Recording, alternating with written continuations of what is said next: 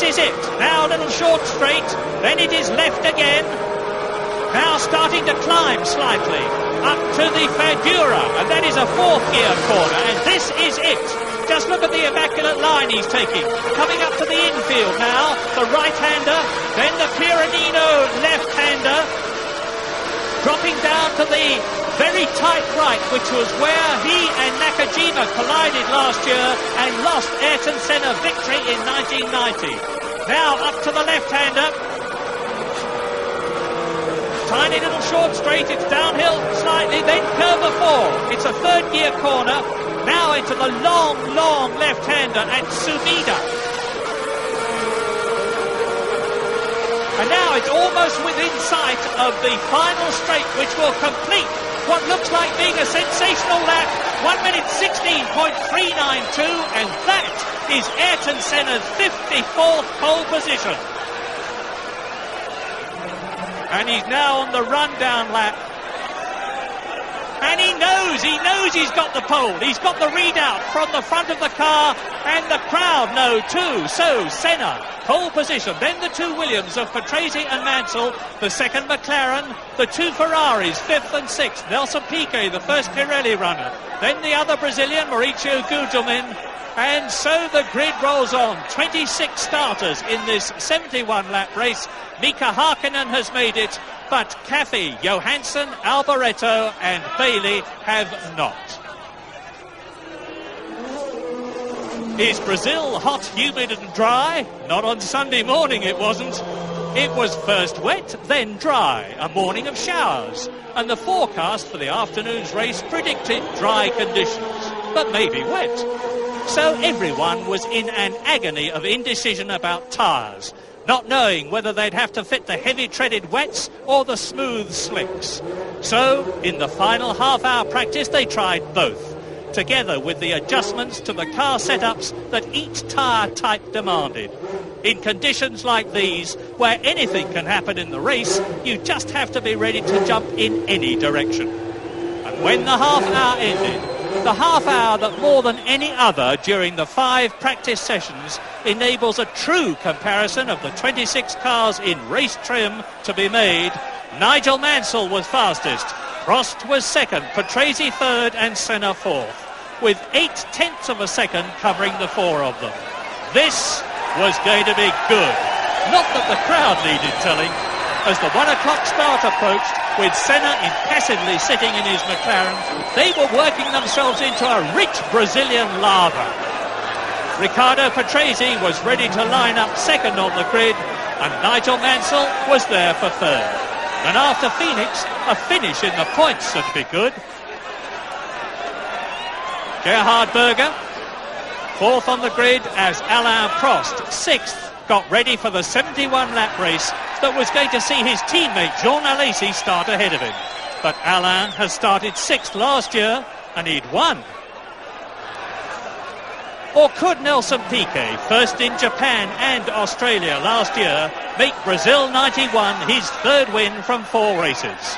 His Brazilian countryman Mauricio Gugelmin was in pain, badly burned by an exploding fire extinguisher.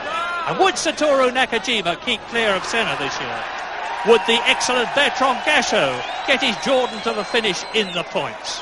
These were just some of the questions, and soon we'd have the answers, because it was race time as the grid was cleared and the parade lap began and finished with the 26 starters forming on the grid. Senna to the right, Patrese to the left, Mansell and Berger behind them, Alesi fifth and Prost sixth. The man with the green flag signals the grid is ready. The engine revs rise to a harsh crescendo. The red light comes on. Seconds later, the green.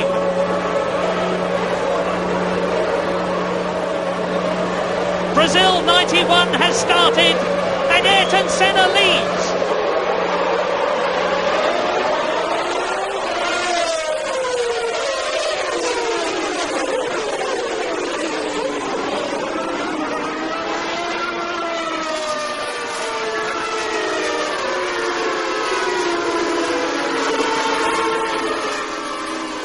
Yes, the Brazilian is where he means to stay, up front. And Nigel Mansell has sprinted past Riccardo Patrese second.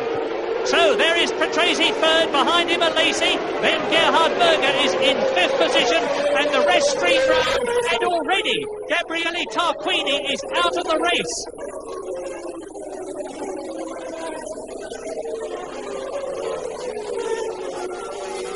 And there's a replay. What a dreadful race for AGS. Tarquini goes off on the very first lap and Stefan Johansson didn't even start. So now let's look. Ayrton Senna, Nigel Mansell, the McLaren leads. The Williams in second place. Then it's the Williams and Riccardo Patrese third. Alesi fourth, Berger fifth, Piquet. And down in seventh place behind Nelson Piquet, the Scarlet Ferrari of Alain Prost.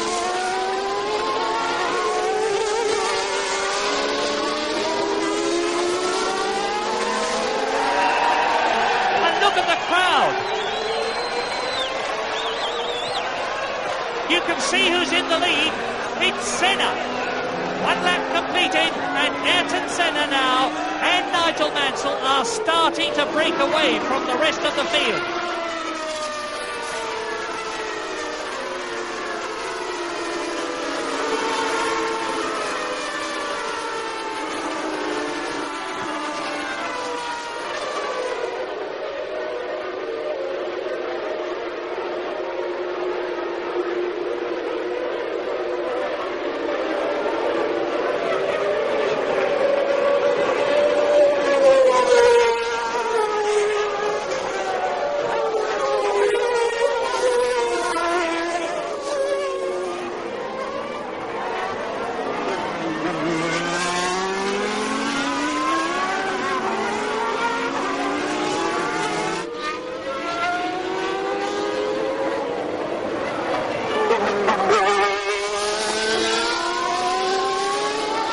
This is already, in these early stages, looking like a two-man race. And those two men, Ayrton Senna, here he is coming through to complete another lap. And you can tell from the crowd how delighted they are. And the other man, of course, Nigel Mansell. It's tremendously heartening that the Williams is going so well.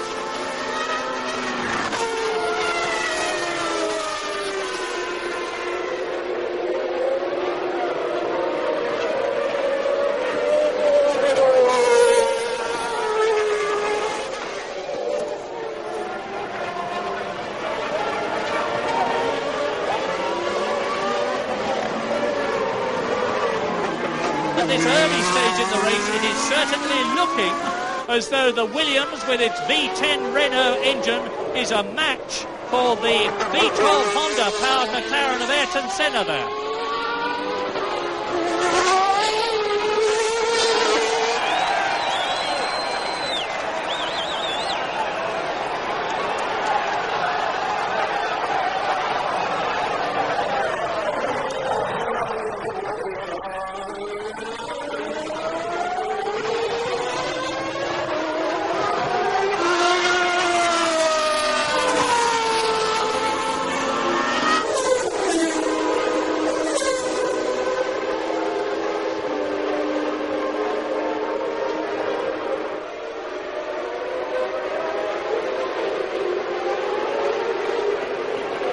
Watch the style of Riccardo Patrese in the second of the two Williams cars, chasing his teammate Nigel Mansell, but dropping back.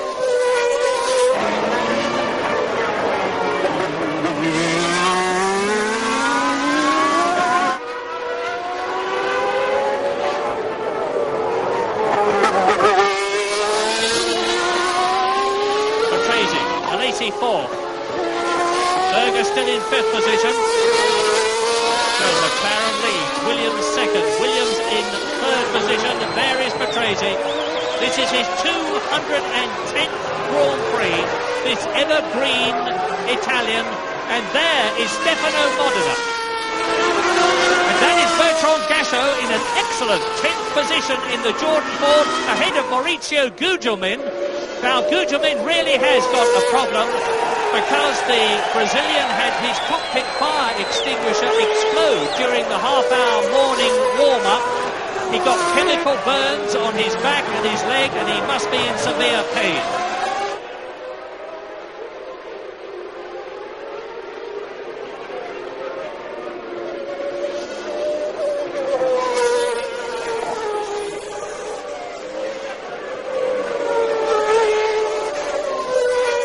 Riccardo Patrese and Nigel Mansell, like the two Ferraris with their V12 engines, have got semi-automatic gearboxes.